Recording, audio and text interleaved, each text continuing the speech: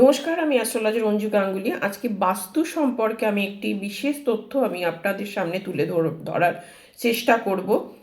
আমাদের প্রত্যেকের বাড়িতেই সেপটিক ট্যাঙ্ক থাকে, কিন্তু সেপটিক ট্যাঙ্ক কিন্তু ঠিক জায়গায় যদি না থাকে তাহলে কিন্তু দেখা যায় যে সেই বাড়ির ক্ষেত্রে নানান রকম অশুভ প্রভাব পড়ে।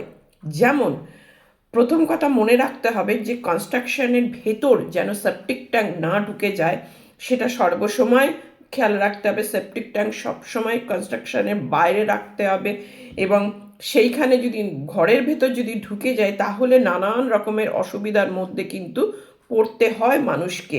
দেখা যায় যে সেইখানে বিবাহিত জীবনের সমস্যা আসে, অর্থনৈতিক সমস্যা আসে, এবং রিলেশনশিপের সমস্যাও কিন্তু এর জন্যে হয়ে থাকে। ঈশান কোণে যদি সেপটিক ট্যাঙ্ক থাকে তাহলে জানবেন যে জীবনে বেঁচে থাকার ইচ্ছা কিন্তু মানুষের মধ্যে থেকে চলে যায়, এবং তাই জন্য ঈশান কোণে সেপটিক ট্যাঙ্ক থাকা একেবারেই ঠিক নয়। উত্তর দিকে যদি থাকে সেপটিক ট্যাঙ্ক তাহলে জানবেন যে আপনার ধনহানি ঘটার সম্ভাবনা প্রবল থাকবে। ইস্টে যদি থাকে, অর্থাৎ পূর্ব দিকে যদি থাকে সেপটিক ট্যাঙ্ক, তাহলে কিন্তু মান সম্মান যশ হানির যোগ হয়।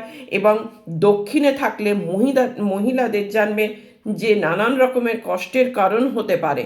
এবং সাউথ ইস্ট অর্থাৎ অগ্নিকোণে যদি থাকে তাহলে দেখা যায় যে বাড়িতে বড় রকমের কোনো রকম রোগ ভোগের মধ্যে কিন্তু পড়তে হয়, এবং বাড়ির মহিলাদের নানান রকমের সমস্যা আসে, এবং গায়নোলজিক্যাল নানান রকমের সমস্যাও দেখা যায় সেখানে।